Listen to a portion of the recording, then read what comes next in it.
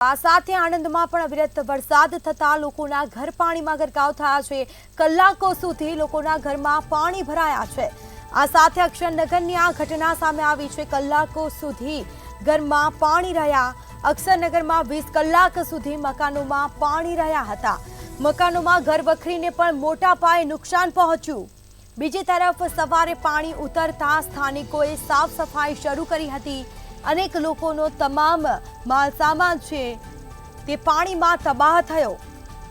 તંત્ર મદદ કરે તેવી સ્થાનિકોએ માંગ કરી છે, તો તંત્ર દ્વારા મદદ કરવામાં આવે તેવી સ્થાનિકોએ માંગ કરી છે। આણંદમાં પણ અવિરત વરસાદના કારણે તારાજીના દ્રશ્યો જોવા મળ્યા છે। આ સીધા દ્રશ્યો અમે આપને બતાવી રહ્યા છે। કલાકો સુધી લોકોના ઘરોમાં પાણી ફરી વળ્યા છે। લોકો મુશ્કેલીમાં મુકાયા। બીજી તરફ 20 કલાક સુધી લોકોના મકાનમાં પાણી રહ્યા, તો મકાનોમાં ઘર વખરી અને સામાનને પણ નુકસાન પહોંચ્યું છે। ક્યાંક ને ક્યાંક પ્રી મોન્સૂન કામગીરી પર સવાલ ઉઠવા પામ્યા છે। કરોડોના ખર્ચે પ્રી મોન્સૂન કામગીરી કરવામાં આવે છે, પરંતુ વરસાદ થતાં પાણીનો નિકાલ થતો નથી।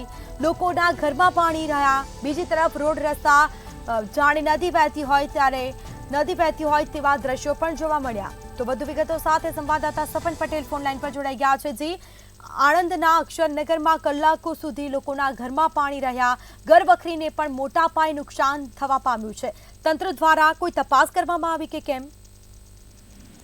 ચોક્કસથી જે પ્રમાણે બોરસદ માટે ગત રોજ જે પ્રમાણે જળબંબાકારની સ્થિતિ જોવા મળી હતી, 13 થી 14 ઇંચ જેટલો વરસાદ ખાબકતા અનેક વિસ્તારોની અંદર જે પાણી ભરાઈ જવાની ઘટના ઘટી હતી, તેને લઈને સ્થાનિકોનું સ્થળાંતર કરવામાં આવ્યું હતું। હાલ જો વાત કરવામાં આવે તો બોરસદના અક્ષરનગર વિસ્તારમાં 20 કલાક સુધી મકાનોમાં પાણી રહ્યા હતા।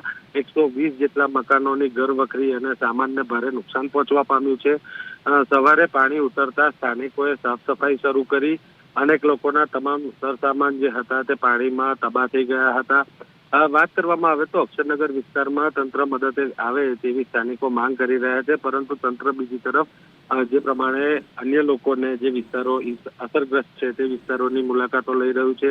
હાલ જો વાત કરવામાં આવે તો જે પ્રમાણે સામાનને નુકસાન પહોંચ્યું છે તેને લઈને પણ ક્યાંક ને ક્યાંક તે લોકો મદદની ગુહાર લગાવી રહ્યા છે। બીજી તરફ જે લોકોનું સ્થળાંતર કરવામાં આવ્યું હતું તે લોકોને જે ચા નાસ્તો પાણીની વ્યવસ્થા જે કરવાની હતી તે પણ તંત્ર દ્વારા કરવામાં આવી હતી। અંદાજિત 100 થી વધુ લોકોને સ્થળાંતરિત કરવામાં આવ્યા હતા અને તે લોકોની વૈકલ્પિક વ્યવસ્થાઓ કરવામાં આવી હતી। હાલ તમામ લોકો પોતપોતાના ઘરે પરત ફર્યા છે અને તમામ જે નુકસાન થયું છે તે નુકસાનનું નિરીક્ષણ કરી રહ્યા છે। જી બિલકુલ, તમામ જાણકારી આપવા બદલ આપનો આભાર।